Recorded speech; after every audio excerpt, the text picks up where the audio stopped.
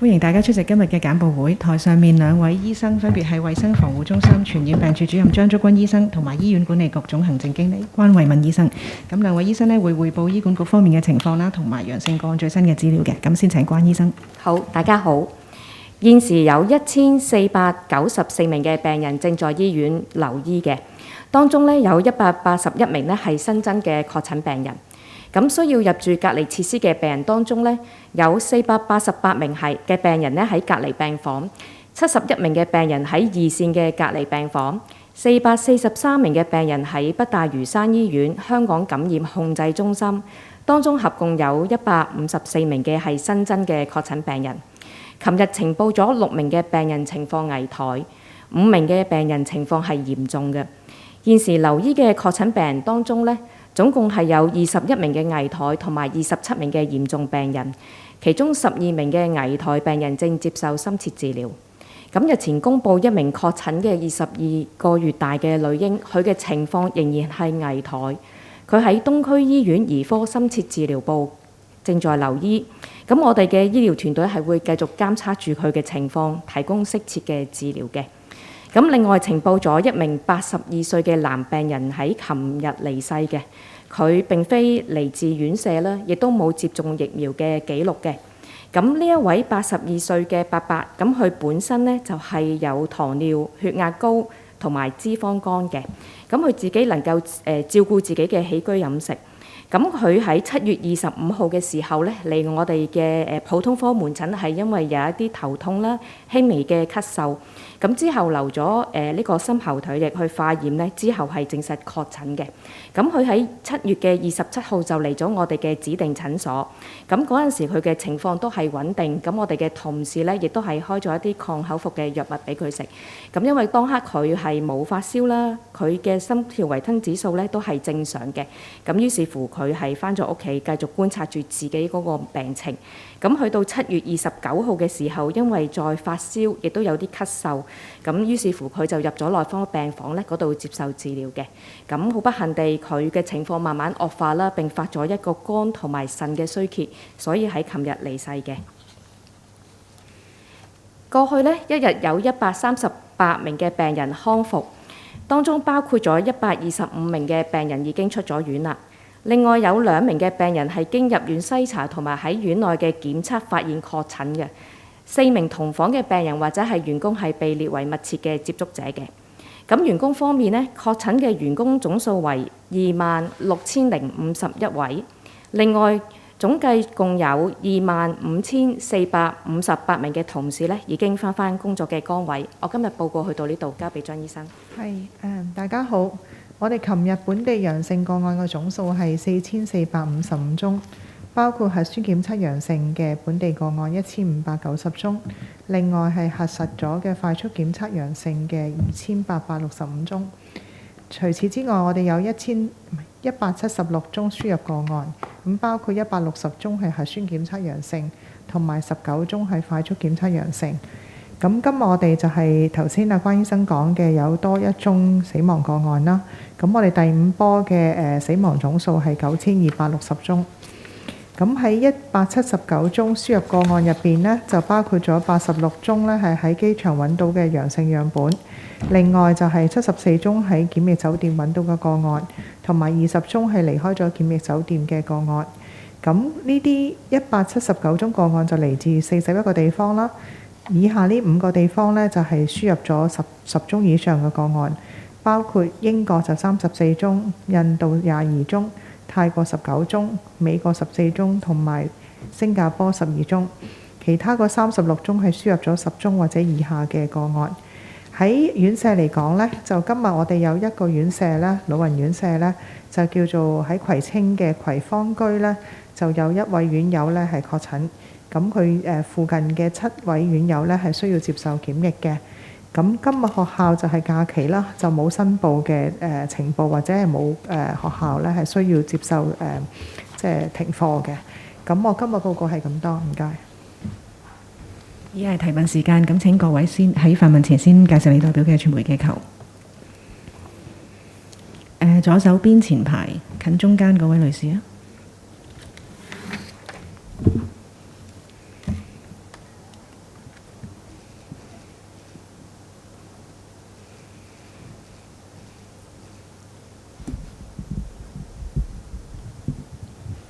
testing。兩位好 ，Now TV 嘅，想問下咧，就係阿毛嘅父母嘅檢疫酒店期間嘅恩恤探訪嘅情況嘅安排係點樣啦？咁另外咧，亦都有網民咧喺網上都有提及到話即係點解會有咁樣恩恤安排，想了解下今次其實嘅安排係點樣嘅。咁另外想問下阿毛嘅情況而家係點樣？唔該晒。我講先。好你講先。好啊。呢一位傷者而家個情況咧都係被界定為危殆嘅。咁但係咧我哋嘅理解咧，佢而家嗰個維生指數咧都係穩定嘅。咁我哋嘅醫療團隊咧係會繼續睇住佢嗰個情況嘅變化啦。咁我哋適時都會即係再睇下佢有咩需要嘅。咁至於頭先講嗰個恩恤嘅安排咧，其實喺公立醫院嚟講咧，我哋恩恤安排喺呢個疫情期間咧，其實一直都係存在咁嘅。咁所以變咗咧，我都即係可以喺度話翻俾大家聽啦嚇。咁而家咧喺公立醫院恩恤安排咧，其實特別係一啲譬如病危嘅病人啦，或者佢個情況突然間轉差嘅時候咧，其實如果探訪人士佢係有一個可以係有效嘅48小時內嘅有效嘅核酸測試，或者係24小時內證明到嘅快速抗原測試係陰性嘅結果咧，咁我哋就可以安排即係佢可以做一個探訪啦。咁如果佢係用緊嗰個快速測試係陰性之後咧，咁我哋都希望佢探訪之後咧，佢係補翻一個即係核酸測試喺2日內加翻俾我哋嘅嚇。咁當然啦，喺一啲危急嘅情況之下，佢可能2個測試都未做都唔緊要。佢探訪完之後咧，其實佢就可以補翻一個快速嘅抗原測試俾我哋即刻知道個結果，亦都喺2日之內咧，亦都將一個核酸嘅測試嘅陰性嘅結果交還翻俾我哋嘅咁。咁當然啦，即係喺呢個即係恩恤嘅安排入邊咧，其實我哋都同時都會盡所有嘅努力咧，去配合家庭嗰個需要嘅，因為呢個時間都係一個好即係好困難嘅時期。咁所以變咗嚟講咧，我哋嘅同事係會同我哋嘅病人嘅家人溝通啦，嚇了解佢哋所需要啦。咁同埋即係佢哋嚟到嘅時候，因為其實嗰啲探訪者個健康都係好緊要，咁所以我哋都要確保兩方面咧，我哋都會配合到佢哋嚟嘅時候，亦都可以跟翻我哋嘅防疫要求。咁所以頭先即係再強調，我哋唔會個別去評論每一個病人嗰個恩恤嘅安排，但係呢個恩恤嘅探訪咧，其實一直都存在嘅。咁有關呢個檢疫人士呢，咁佢喺檢疫期間呢，可以申請暫時離開檢疫嘅地點嘅，就可以探望繼眾嘅親屬啦，或者係參加親屬嘅葬禮，喺呢個殯儀館或者墳場舉行嘅殯儀禮啦。咁俾少少數字啦，舊年4月1日去到今年3月31日呢，就衛生署一共批准咗1240宗相關嘅申請。下一題。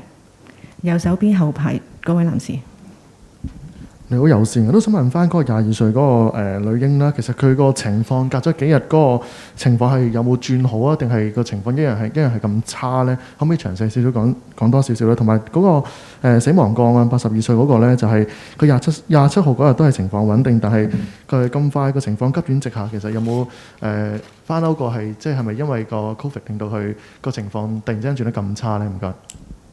係關於嗰個22個月嘅 BB 女咧，頭先都講咗啦嚇，佢嗰個情況仍然係危殆嘅，咁所以呢度暫時冇其他嘅補充啦咁樣。咁至於頭先報告嗰個死亡嗰個個案咧，咁因為本身伯伯佢都有啲長期嘅病患啦，咁同埋嚟講咧，佢其實都嚟過我哋嘅指定診所，咁亦都我哋開咗呢個口服藥。咁當然咧，而家佢嗰個臨床情況，我哋都係繼續跟進緊。咁可能喺呢一刻，我哋未必話可以好肯定究竟佢嗰個即係確診，或者佢嗰個確診嗰個源頭啦，又或者係佢最後嗰個即係過身嗰個好實在嘅原因嘅。下一題。左手邊前排呢位女士。你好啊，香港01嘅，想問下今年嘅2月、3月係咪曾經停止過恩恤安排呢？唔該。頭先講過啦，其實咧喺公立醫院咧個恩恤安排咧，其實喺唔同即係喺呢個疫情期間咧，其實係冇停過嘅。咁當然啦，即係頭先都講，可能大家喺即係第5波2至3月嘅時候，嗰陣時嗰個情況都，如果大家記憶都係好困難嘅。咁所以咧，當刻可能喺唔同嘅即係地方，佢可能喺一啲安排上咧，可能會有少少就住嗰個病房嗰個運作啊，整體嗰個防疫嘅情況可能會有啲唔同。同。咁但係即係我必須強調就係其實呢個恩恤安排我哋一路都係存在，亦都係盡量同事都會好努力去配合咁樣咯嚇。下一題啊，右手邊後排近中間位女士。Hi, questions from our THK. Can you talk about the current condition of the 22-month-old baby and how's the assessment going on for vaccination for children aged under 3? As for the 82-year-old patient, can you talk about why did his condition deteriorate so quickly? And another question for the HA to follow up on hospital clusters. Is there any contingency plan if cases keep arising from hospitals? Thank you. Okay, for the 22-month-old baby, her condition is still in critical conditions. So our medical team will continue to assess her conditions and revise her treatments. And for the 82 deceased patients, and given that he has multiple long-term chronic comorbidities, and also one of the issue is that he got confirmed with the COVID, and subsequently his condition deteriorated with multi-organ failure. So probably we postulate that the COVID infection may be one of the reasons, but at this moment we still need to further study the case in great details. And concerning about the hospital infections clusterings, so we have already mentioned that we are trying to tackle this issue from various aspects. First of all, we are targeting our patients as well as our staff. For our staff now, apart from the daily rapid antigen test, they have to have the PCR test twice every week. And we already covered those colleagues who are taking care of the high-risk group patients. For example, those who work in the malignancy or the transplant patients or the infirmary or even the psychiatric patients. And these plans will continue to expand. So starting from next week, we are going to cover all the A&E colleagues as well as those who are outreach to those resident home. So we will review the effectiveness and see if we can further expand. And for our patients, apart from the admission screening, we are performing day 1 and day 3 PCR tests. So we hopefully that we can pick up more and more of those cases because, you know, from the community, more and more of the confirmed cases, there's a chances that through the admission screening, we can early pick up these groups of patients and get them isolated and receive treatment as soon as possible. And thirdly, of course, we reviewed our workflow and to see how the environment, the cleansing and everything within the hospital and also enhance the hand hygiene of not only our staff, but also our patients as well.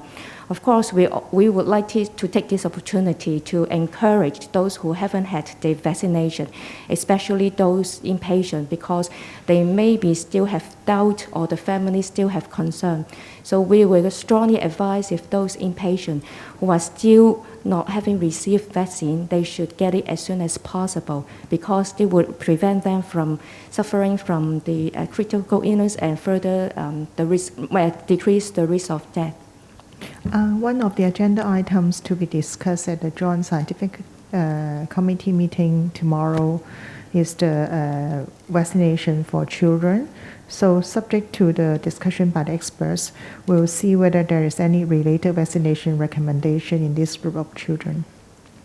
下一題啊，左手邊後排近中間位男士啊。你好，M730想問嗰個恩恤外出檢疫嗰個先，想問阿毛其實係即係個家人係咪即係一日出去即係申請一日一次，定還是係即係7日檢疫期入邊一次咧？即係頭先提到話過去一年就即係嗰一年入邊就有1400宗相關申請，想知個申請嗰個單位係一個檢疫期就當一個申請，還是係每一次出去就申請？中間有冇話係即係啲個案其實都因為即係啲檢疫人士都係出去多過一次嘅呢個檢疫期入邊。佢哋離開酒店或者檢疫地點嘅時候，一般嗰個交通安排，可唔可以講多少少係即係由政府安排啊，定還是係自己 call 一般嘅的士，定還是係有啲特定嘅交通工具要佢哋去選乘嘅咧？另外想問 HA 就係即係關於如果係恩恤探訪嗰度外地返港人士，因為網上就有啲意見就話即係曾經試過恩恤探訪，但係就不能夠進入醫院，就只能夠喺院外。其實即係恩恤探訪會唔會話係即係除咗檢測嗰方面之外，佢嘅外遊史會唔會都有一個考慮因素啦？佢入唔入得醫院會唔會都係有唔同嘅決定？就係即係有咩因素會有唔同決定，同埋即係個病房啊，或者佢進入嗰個範圍會唔會都係基於佢嘅外遊史或者佢接觸史而有即係唔同嘅安排咧？唔該。唔好意思，嗰1240宗究竟係一個申請有多次啊，定一個申請一次？我自己都唔係太了解。不過我知道相關嘅安排應該係點對點嘅交通嘅嚇。好，咁咧就住嗰個探訪嘅安排啦。咁其實即係我哋嘅同事，如果佢哋真係聽到家人有呢個咁嘅要求咧，其實我哋都係盡量配合嘅。咁頭先你講到會唔會話，因為佢可能會接觸過因為啲新冠病人啦，又或者佢喺外遊某一個地方嗰度都係一個即係好多確診嘅咧。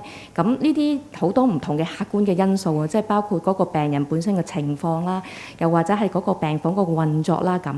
咁所以即係我頭先咁講啦嚇，好難一概而論嘅。咁我哋每個個案我哋都盡量配合嘅。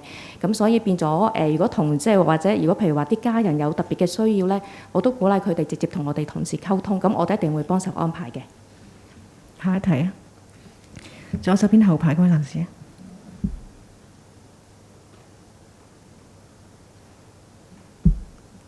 左手邊。係劉醫生你好，明報想問一問翻檢疫期間恩恤即係外出嗰個頭先所講嘅點對點安排，其實係由政府安排定係佢哋要自己揾交通嘅咧？另外都想問一問就係即係通常或者獲豁免嘅時候外出檢疫，其實佢有冇一個時間係即係幾多個鐘內一定要翻去定係點樣咧？另外都想問一問 HA 嗰邊就係政府其實都多次講過檢疫人士其實係啲高風險啊，佢哋有機會係中 Covid 㗎，咁佢哋即係唔應該入醫院嗰啲高風險場所，所以想了解其實 HA 針對翻呢一啲檢疫期間可以恩恤探訪嘅個班，會唔會有多少少嘅核酸檢測啊，或者其他方面嘅要求咁樣咧？再都想問一問就係員工員工檢測嗰度係其實現時有幾多個員工其實要接受嗰個每星期做2次嗰個啦？下個禮拜推到去急症室同埋院舍嗰啲員工，其實又涉及幾多個員工？同埋而家嗰個檢測嗰個量其實係咪應付到你醫院入面？唔該。因為我唔係做嗰個，所以我就唔係話好肯定啦。我記得應該係即係你批准，比如一段時間咁樣，由幾時去到幾時，咁應該係啲政府嘅車輛安排嘅。好。咁咧，關於頭先都係講翻嗰個恩恤嘅安排啦。咁其實我哋當然啦，即係會頭先講嗰啲唔同嘅因素，我哋都會考慮嘅。咁當然啦，如果頭先我哋都已經講過啦嚇，佢而家咧我哋嘅探訪安排，我哋都需要我哋探訪嘅人士咧，都係即係要做一個核酸嘅檢測嘅。咁當然呢個我哋會覺得，因為核酸嗰個敏感性係會係高過一個即係抗原測試啦。咁呢個係其一啦。咁其二可能真係如果嗰個家人佢都覺得自己係一個高風險嘅人士，當然我哋都係唔鼓勵佢親自嚟醫院嘅。咁當然佢有其他嘅家人睇下會唔會都即係可以嚟之下，或者我哋其實而家亦都可以應用我哋而家個遙距嘅探訪嘅安排。咁盡量其實兩樣嘢係冇抵觸嘅嚇。我哋隨時其實係佢可以即係適合嘅，佢可以嚟醫院探啦。但係唔能夠咧，其實呢個視像探訪咧，其實一路都可以安排緊。咁至於你講嗰個數字咧，我冇一個好實質嗰個數喺度，咁但係因為你都見到我哋係逐步逐階段去開始去加強即係唔同工種嘅員工嘅，咁所以變咗咧，其實我哋都會睇住頭先好似你嗰個擔心就係我哋嗰個測試量可唔可以承受得到？咁而家我哋其實都睇埋係其實下個禮拜開始咧，我哋會再去睇一睇個成效，亦都會一路睇住我哋嗰個即係測試嗰個承載量係點樣咯嚇。仲有冇其他問題？右手邊前排嗰位女士啊，你好，我係 TVB 嘅，想問下今日嘅院舍嘅個案啦，係幾多歲啦？同埋係之前有冇打過針嘅咧？同埋係老人院舍定係傷殘院舍咧？唔該。呢個係老人院舍嘅，佢就先啦，應該係打過1針嘅，就幾多歲？我呢度冇 mark 低，唔好意思。仲有冇其他問題？有冇啲未問過嘅？咁記者會結束啦，多謝大家。